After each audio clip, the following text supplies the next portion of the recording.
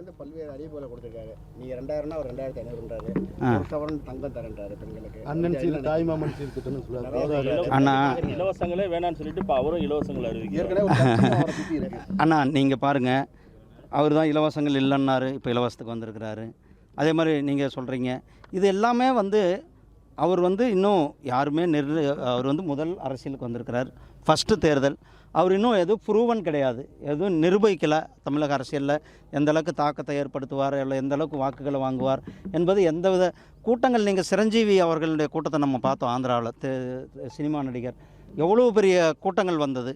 அந்த கூட்டங்கள்லாம் என்னென்னாச்சு? சகோதரர் அண்ணன் விஜயகாந்த் அவர்கள் கட்சி ஆரம்பிக்கும் போது என்ன ஒரு கூட்டம் இருந்தது, அதெல்லாம் இன்றைக்கி எங்கே இருக்குது? அதாவது சினிமா நடிகர்களை பார்க்க வர்ற கூட்டம் வேறு, அரசியலுக்கு வருகின்ற சகோதரர்கள் அரசியல் நோக்கத்தோடு பார்க்கின்ற கூட்டம் வேறு. அதாவது சினிமாவை பார்க்குறாங்க, ஆனால் அது அரசியலுக்கு சினிமா ரசிகர்கள் எல்லாமே அவருக்கு அரசியலில் மாறுவாங்க, அவங்களுக்கு ஓட்டு போடுவாங்க, அல்லது அவர்களுக்காக வேலை செய்வாங்கன்றதெல்லாம் நம்ம தமிழ்நாட்டில் அதெல்லாம் எம்ஜிஆர் காலத்தோடு முடிஞ்சிருச்சு.